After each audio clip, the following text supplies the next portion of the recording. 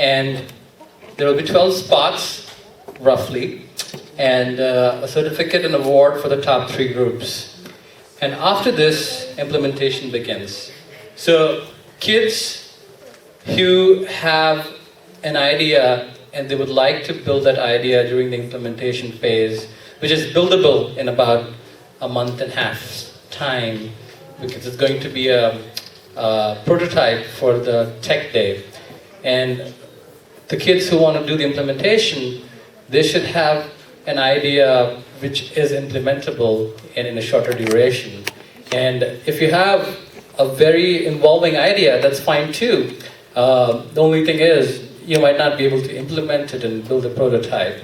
So you might not be able to participate in the implementation phase. So for example, if you have a big sort of a product idea which you really need to get manufactured and stuff like that for a prototype, we will point you in the right directions as to what you guys need to do to be able to really make that a reality.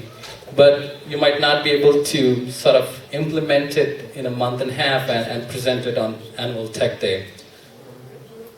That means for people who are not building like a software idea, like some sort of a website or a mobile application like an iOS application or an Android application, for them, most of the stuff gets done on April 17th. Those who want to continue implementing, they will keep coming back on Sundays after April 17th, and we will provide mentorship and guidance for them if they have questions around implementation as to what do I do, what do I install, how do I get started and stuff like that. And we will help you through the initial setup phase, how to set up your computer. Let's say if you're making an iOS app. So one prerequisite of making an iOS app is you need an iOS machine, which is like a MacBook. And if you're bringing in the MacBook, then we'll help you understand what you need to do to get started on your MacBook if you want to design an iOS app. So if you're going to design an Android app, you could do it on your PC, and we'll point you to what you guys have to do to get started on the Android app. And since implementation takes a lot of time, it doesn't mean that the 1 hour you guys come here every Sunday will be good enough for implementation. Which means when you are at home, after your school hours and after all your activities, the regular activities are done, you will be spending some time on implementation. Okay? That means some of the traits of an entrepreneur which we were talking about in the last class. You have to show some grit. You have to show some self-belief that you can do it. You have to put in the hours to make your, app or your website happen, right? So, after April 17th, you guys will be working at homes with some guidance from your parents. If your parents have a little bit of tech background, that will help. You can get some help from the parents. And on Sundays, you'll get help from me and other mentors. We will also give you some contact information. If you are stuck in a problem and you're working from home, you could email or chat with some of the mentors who can sort of help you get past your blocking point. So we're trying to teach you to become entrepreneurs. And entrepreneurs, this is how entrepreneurs work. Entrepreneurs sit either in groups or by themselves, and they start cranking stuff out. They start building stuff. And if you have a software idea, it's an easy thing to do because you just need a computer, you need the right software, right machine, and you can start cranking out a product. I don't know if you guys know that the first version of Facebook was built by Mark Zuckerberg in 2 weeks. In 2 weeks, he created the Facebook.com. It used to be called the Facebook.com in those days. From his Harvard dorm, right? So it's doable, all you need is sort of a commitment that you want to make it happen. You need some guidance. Mark Zuckerberg, of course, he was a college sophomore, so he had a lot of coding background and whatnot. So he did not need that much mentorship and guidance, but you guys might need some mentorship and guidance. So your parents will help you, we will help you, some non-profit organizations will help you, because if there are like 50 people building apps, and if I'm the only one who's trying to answer the questions, I won't be able to do justice. So I need more people, more parents who can volunteer to be mentors, or more non-profit organizations who do this kind of work, where they sort of support efforts like this, where kids are trying to crank their own products. Okay? So with this, we get started today. And today, we're going to talk about turning your passion into a business opportunity. And how many of you were here for the first class? And how many were here for the second class? Okay. So let's say this. Who missed both for the first and the second? Who kind of got late? Okay, a few of you. Okay, that's fine. So just for the benefit of everyone, I'm going to recap what we did in the first and the second class. We talked about creativity and passion in the first class. And I said, hey, who remembers what kind of myth I was trying to break in the first class? There's a myth about passion which I was trying to break. Who can tell me what myth I broke? Okay, let's see, somebody. The back.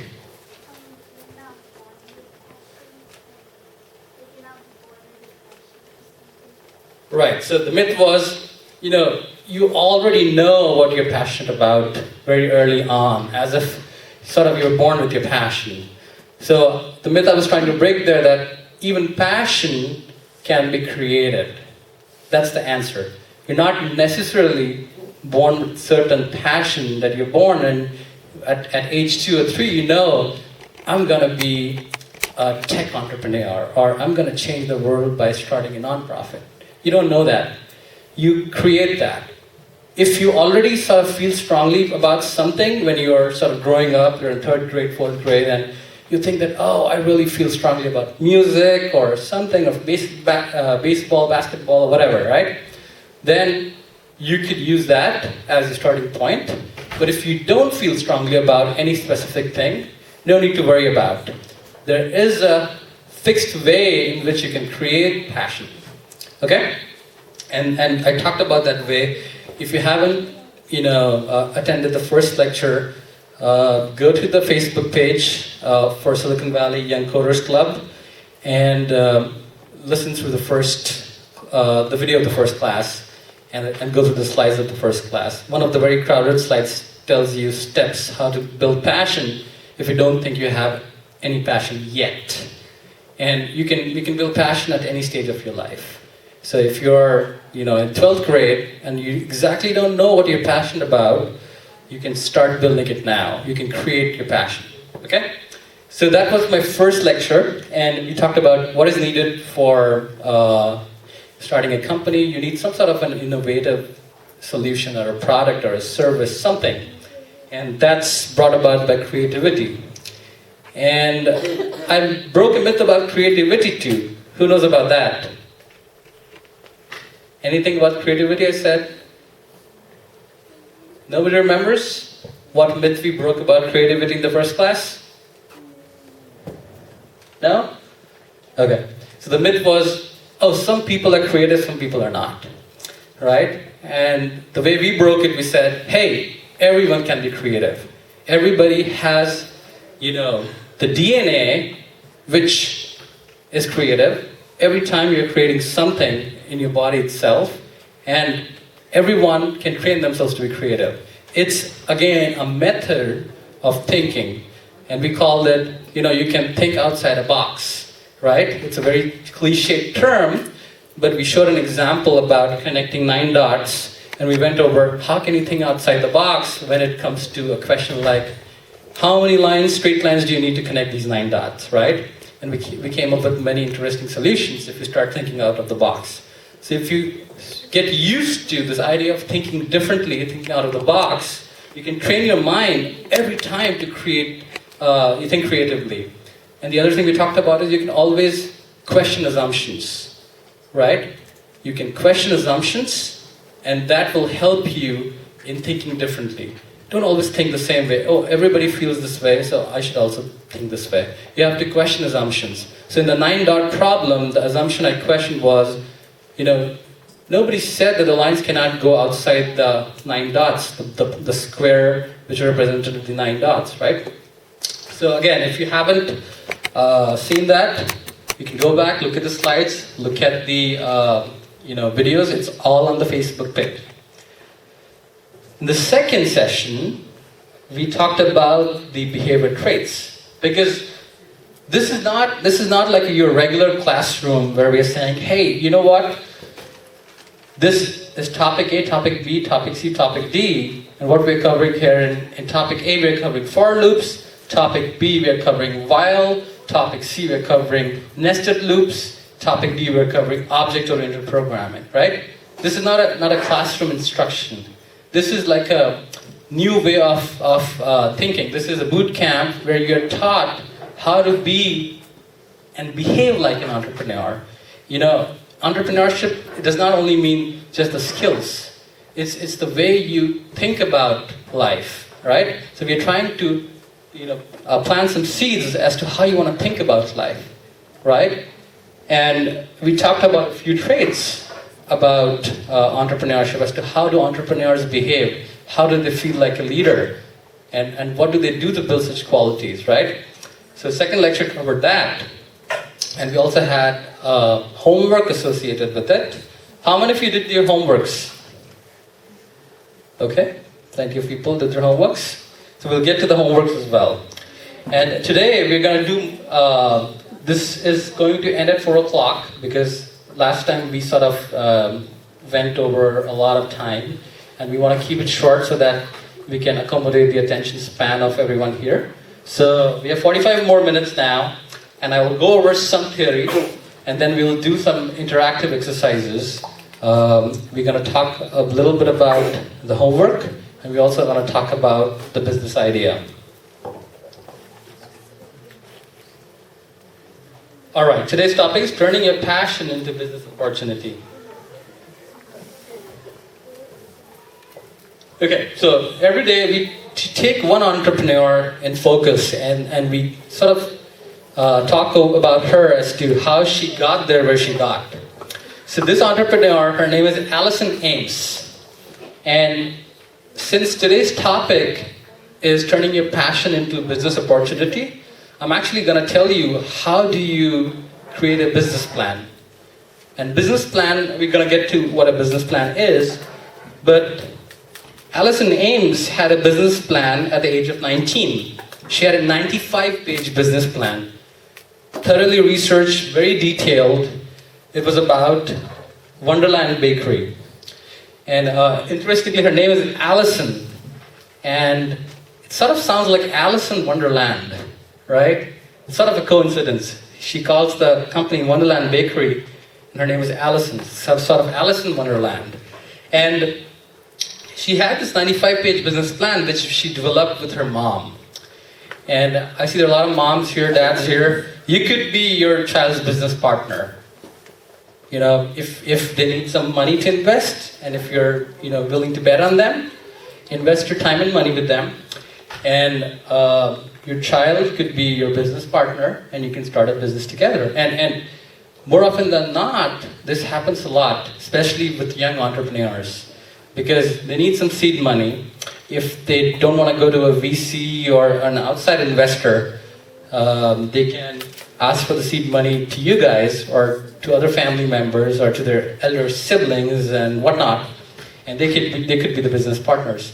And somebody who's passionate about their child's idea, if they think they also feel strongly about that idea, they can help them develop the business plan. They can help them understand the market dynamics as to whether this business makes sense or not from making money perspective. Don't be too pessimistic, because as you grow up, we become more conservative and pessimistic. Be more idealistic at this point in time, because when you're thinking of an idea, don't just shoot it down thinking, oh, this is too idealistic, this is not going to fly. Give a little bit more slack to the ideas which your kids are coming up with if you want to partner with them. Usually the parent-child relationship, a little bit of authority So if you're going to partner up with your children on the business, try to remove a little bit of authority when you're talking about the business itself. Maybe an hour a day if you're talking about the business. 23 hours, be the strict parent you are. 1 hour, be sort of their partner and a friend. You're talking about the business and the plan. Okay? So the reason I tell this is because a lot of success of children who want to be entrepreneurs is tied with the parental involvement. For example, as I said, if your child wants to build an iOS app, he needs access to an Apple device, specifically a MacBook or a Mac Mini or some Mac product, right? And they don't work right now, so they will need some support from you. They would want an Apple product on which they can work on. So parents' involvement comes financially. Parents' involvement also comes by encouragement and discussing their ideas and sort of encouraging them along the way. So I would definitely encourage parents to get involved. Also with coding, if they're coding an app, and if the parents have a tech background, I would like parents to help their children if they get stuck. And don't spoon feed them, but sort of, if they're getting stuck, help them in thinking about a solution and stuff like that. And Allison received the 2008 Business of the Year award from, the Terminator, the governor then, Arnold Schwarzenegger, right? And she's pretty famous. She does culinary events at Emmys and Grammys. These are your different music and TV awards. And she's got a nice celebrity clientele. She has multiple locations. I think there's one in Newport Beach, one in Las Vegas, and she might be opening up more. And her bakeries are very famous for sort of like a high-end, aesthetically pleasing sweet treats. So, and she was very passionate about baking. As we're talking about passion, she sort of developed interest, at home when she used to bake in the kitchen with her mom, and then she took it forward from there and started all these, bakeries. And as I said, she had a 95-page business plan. Does anyone know what is a business plan here? Anyone who's already familiar with the business plan? No? Don't be intimidated. Say whatever comes to your mind. What's a business plan? Yeah. A plan for a business. A plan for your business. Very good. Yeah, it's simple, right? But yes. So you just don't want to throw all the toys there and stuff like that. If you're starting an after school, you have to plan it out. Otherwise, if you just do it all crazy, then it can get a little bit unorganized. Okay, so she was trying to say that if you just be completely spontaneous, you might not be able to pull it off because you might miss on several variables. Which, yes, sir. A business plan is a plan that a business plan is a plan that you do to make a business. Yes, exactly. It's planned for the business, right? And I'll show you shortly what all components go in the business plan, and I'll show you a template as to how you write a business plan. There are different ways of writing a business plan, and I'll also show you that you can actually start a company without a business plan and still succeed, but that's more for people who have sort of, they have been familiar with the market and the coding and all that. Yes. You wouldn't necessarily need something called a business plan. You just need to be aware of all the variables.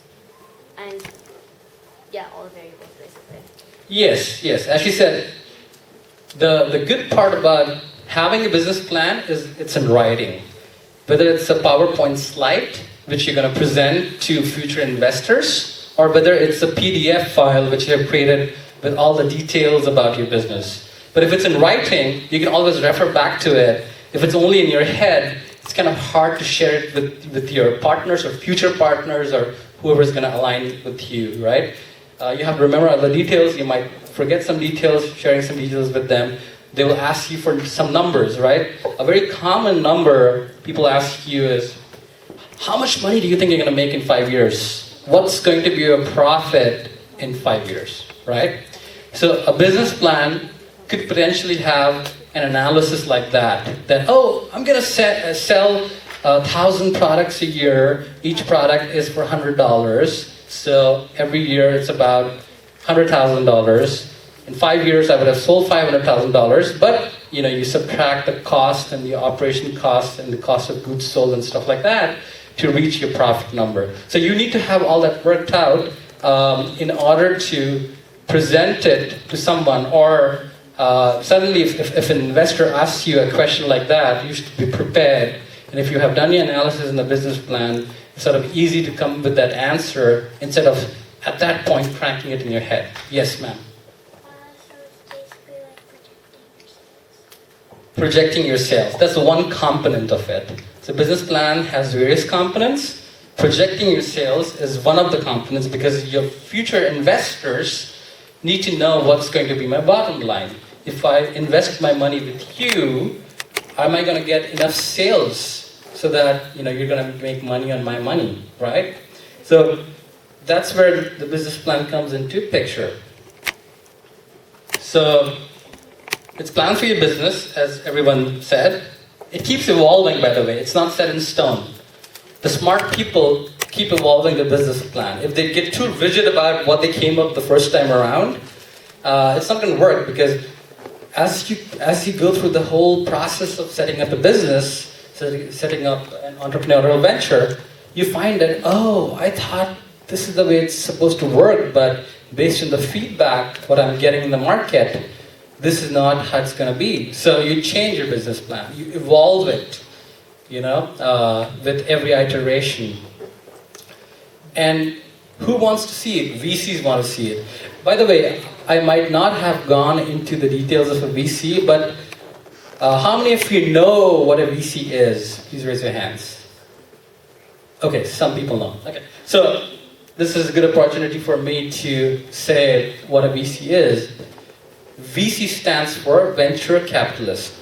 What that means is there are people, the way they make money is by investing in new companies.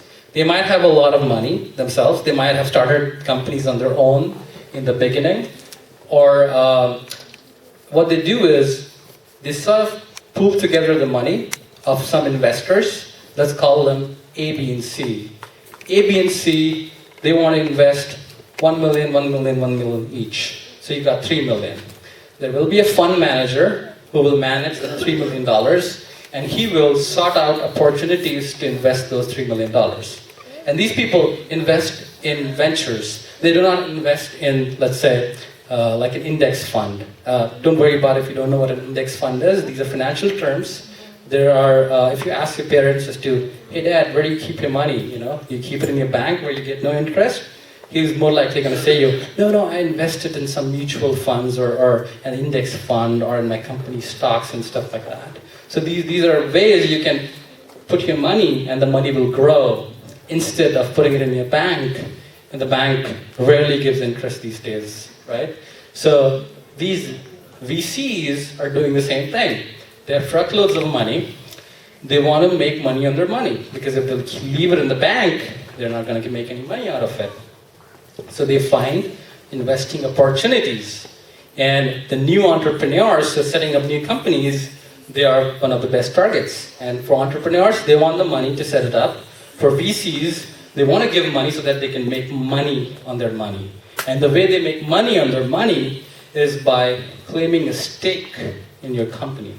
So they could say, I'll give you $1 million, but my stake in the company will be 20%, which means any money you make, 20% of that goes to the VCs. They own 20% of your company, including all your capital, all your infrastructure, everything. They want stake in your company.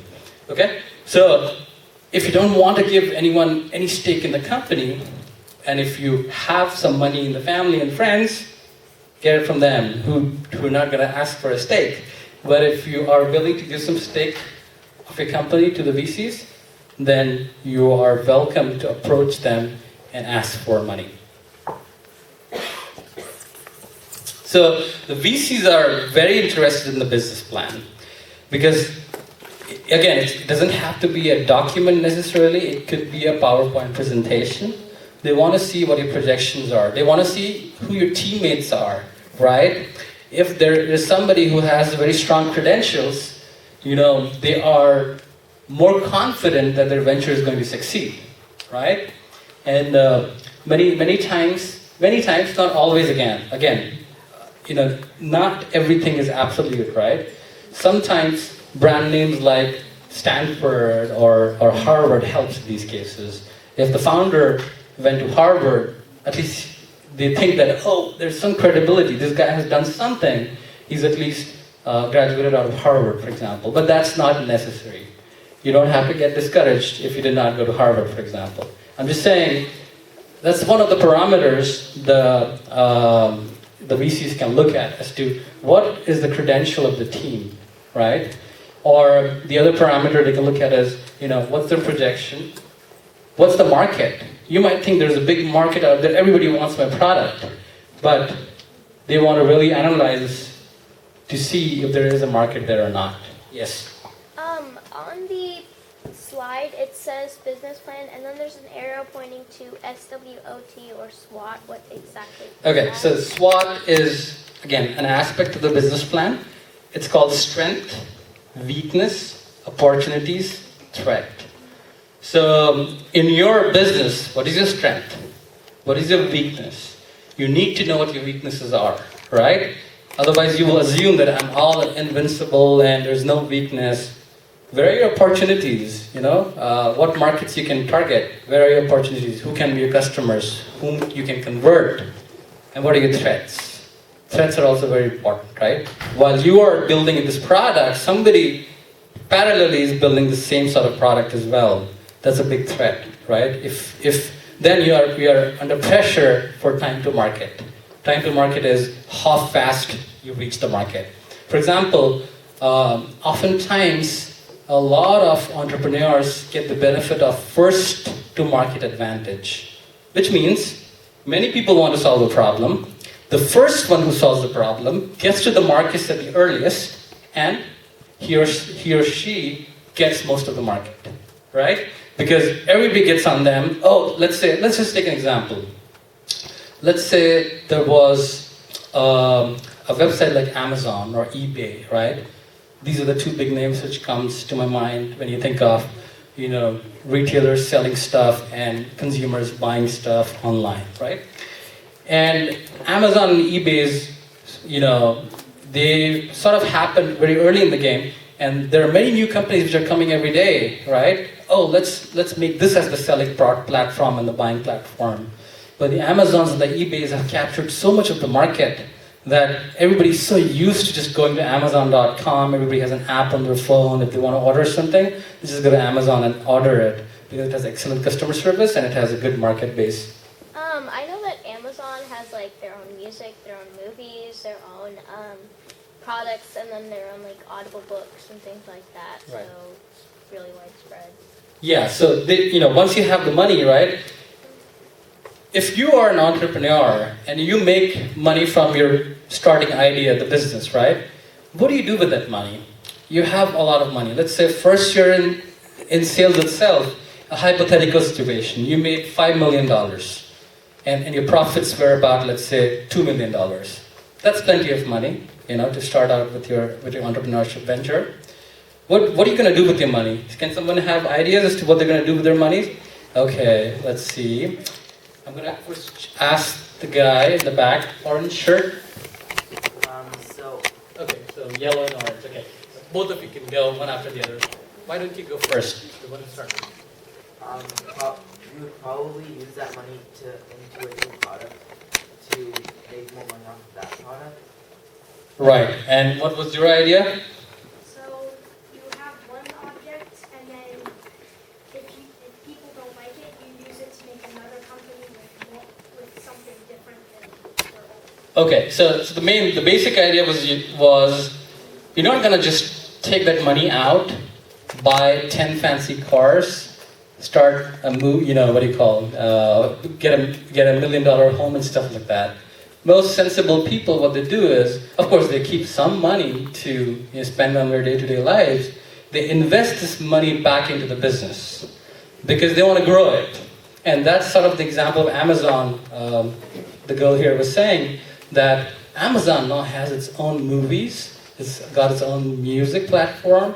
It's got the Audible books platform. So it's sort of expanding in all sorts of businesses, right? It also gives you cloud storage. Cloud storage is sort of a space in the internet where you can save all your files and your photos and your videos so that, if your physical device gets lost or if your hard drive gets lost, you do not lose all your valuable information and pictures. So they're expanding, and that's what they're doing. They were also coming up with drones, if you remember.